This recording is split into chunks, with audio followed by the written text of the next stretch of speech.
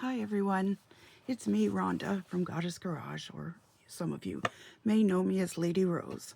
And if you know me, you know there's been a lot of transitions and things in my life that have been happening, from deaths to changes of business to recently I broke my foot. So I just wanted to get on here because we struggle. I in particular have been struggling a lot. I have had days, yesterday was one of those days where I didn't feel like I could move. I was just sitting there and I was not motivated to do anything. Today is a better day. I'm still sort of in that energy, and I wanted to talk about that energy of, sort of, what the hell am I doing here? Everything goes wrong. I don't feel good, I'm not happy, those kind of things, right? And because I know a lot of us struggle with those, or a lot of us feel like, especially when I'm talking to my clients, that why can't I get in alignment with manifestation? I've done this, I've done that, I've done all the things I'm supposed to do, and I'm still not where I'm supposed to be, or with the person that's going to love me the most and that I love, and all these kind of things. So it sort of sends us down the path of being a failure, of not having done it right. Somehow we're to blame. And I always talk about owning stuff, which is great. It's good to own everything you have. And if you haven't, then you're not going to get in alignment. But that's not what I'm here to talk about. I'm here to talk about the day-to-day kind of struggle that some of us have, whether it's, it's been going on for a long time, or whether it's just short spurts of it. I want to talk about that because that's the energy I'm in. As you can see, I've just thrown my hair in a ponytail, which I usually do anyways, but no makeup. I've got my home apron on because I always put aprons on when I'm cleaning or cooking or whatever, and it helps to save the clothing underneath. So I often put this on. If I put this on, I know I'm at home for most of the day doing home stuff, right?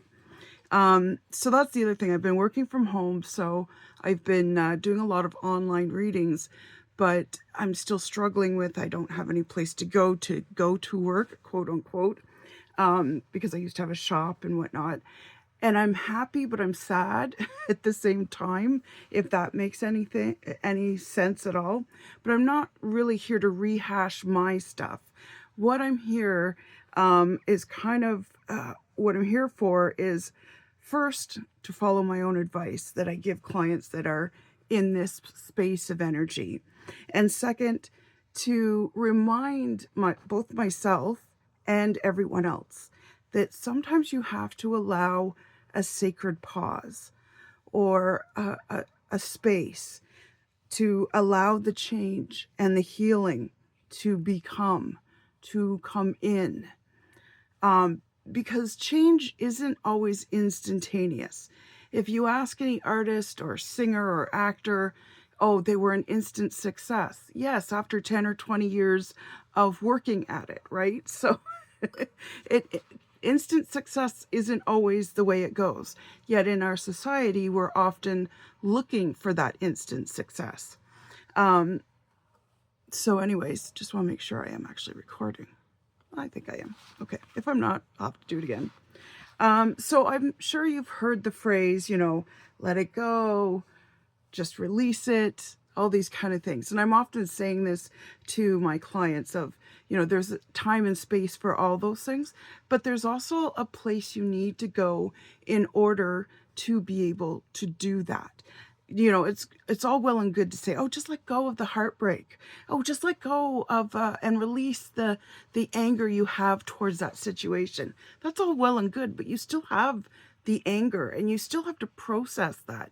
And especially if it still comes up, it's a good time to kind of, like I said earlier, give yourself that sacred pause, not to rehash it, but to process it.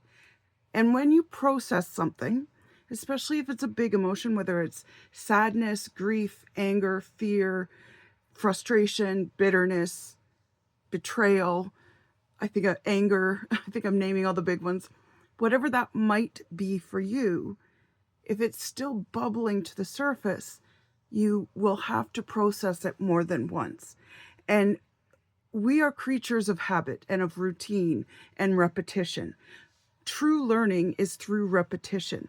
So that's why, we don't have, repeated bad luck. It's the universe trying to teach us the same lesson over and over and over again until we finally get it and get that aha moment.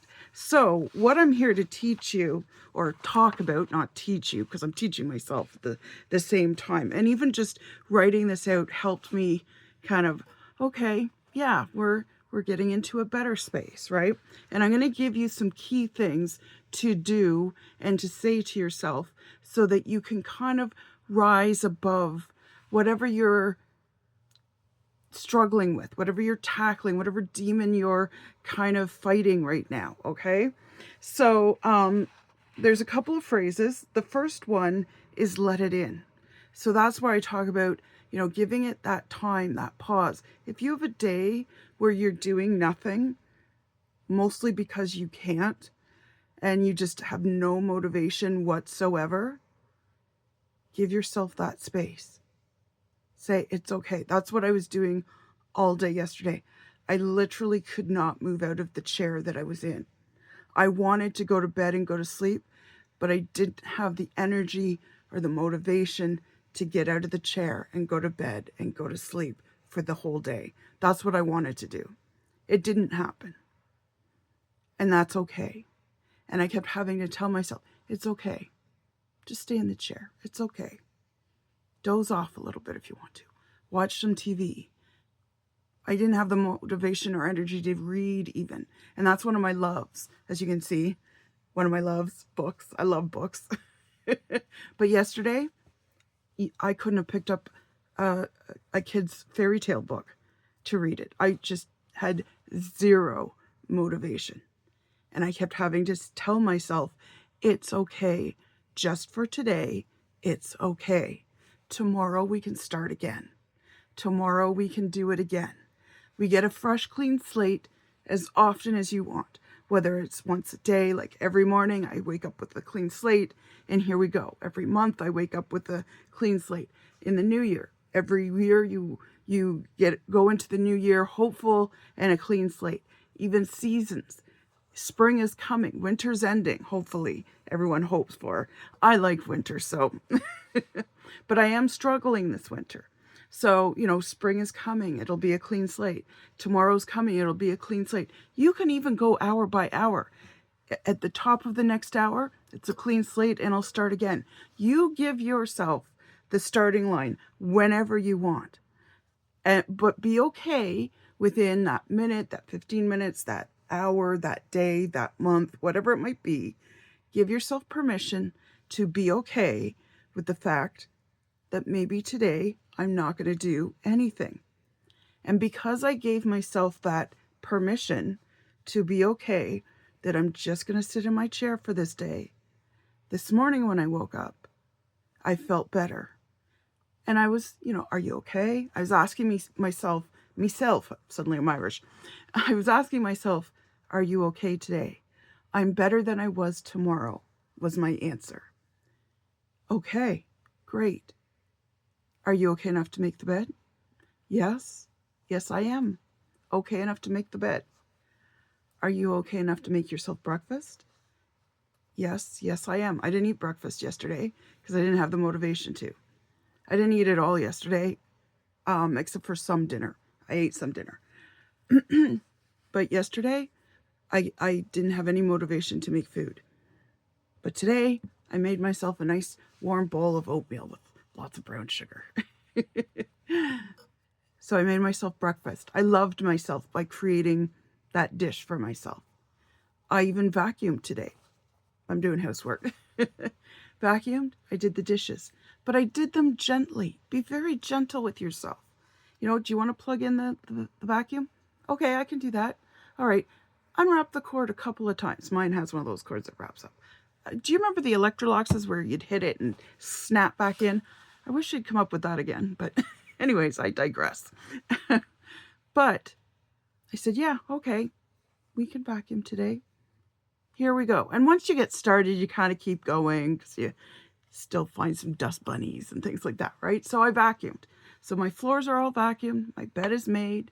My oatmeal was nice and warm and sweet.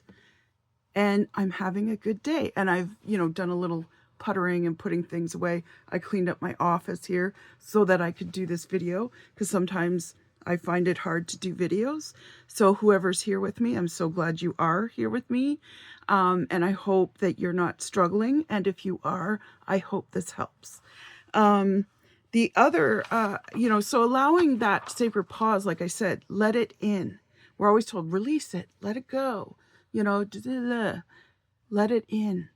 Pause and be okay with the pause. If the pause means you can't get off the couch, the chair, the bed, whatever it might be, allow the pause and know that you're giving space, because when you do this consciously, it aligns with your subconscious so that things do start to come in.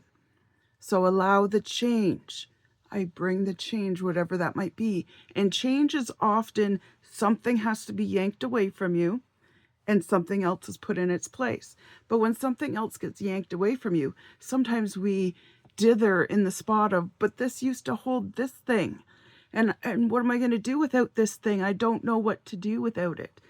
And so you dither in there and you cry and you mourn and weep and tear out your hair and all the things. And then this thing's waiting to come in, but it's waiting for you to kind of settle down so you can move out of the way so that it can come in. You're in your own way half the time. So that was the other thing I was saying to myself is it's okay for today. Now, the other thing is allow change, allow healing to happen. I'm doing both at the same time because I am grieving as well as allowing some change in my life. The change came first and then the grieving, but I'm allowing them both because you can work on both simultaneously, not to worry. So let the healing in. That's the other one. Let the healing in. Okay? Allow yourself to be healed. Let the angels come to you. Let them hold you. Ask Archangel Raphael. He is the archangel of humanity. He is the master healer and the master binder, as well as being a demon binder. So he can help take those demons away, whether they're small or huge, whatever it might be. He can take them all, and he can bind them, and he can heal you. And all you have to do, here's the big secret with angels. All you have to do is ask. Ask Archangel Raphael to be there. Ask your guardian angel to be there. We all have one, at least one. We all get at least one. And ask any other angels that want to come in and help. And they do. They do want to help. Let the pain in. And I know that sounds counterintuitive to change and to healing, but there's this thing, and most healers will know of it. It's called the healing crisis. And what it is, if you've ever experienced like even a cold, your cold gets worse before it gets better. Same thing with any kind of healing, whether it's physical, emotional, spiritual, whatever it might be, it always gets worse before it gets better. That's the healing crisis. It's the darkness before the dawn, right? They always say it's darkest before the dawn. Well, when you see that darkness, when you feel like, oh my God, it's gotten even worse than I didn't think it could, know that that means healing. The good thing that you want to change into better is coming. It's here.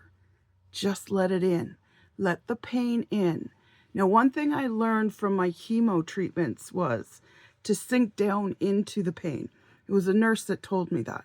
And they said, instead of resisting it, which is our natural sort of reaction to it, we resist and avoid pain, right? But instead of resisting it, allow yourself to sink down into it. And then you don't, first of all, you don't feel it as bad. It's still painful, don't get me wrong. But let the pain in, because by that, you can then sink it down.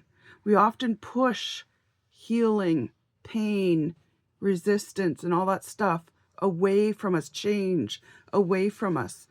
And while we're pushing it away, the pain and whatnot, the thing that we want to come in, the healing, the change, the betterment, the success, the love, whatever it might be, gets pushed as well.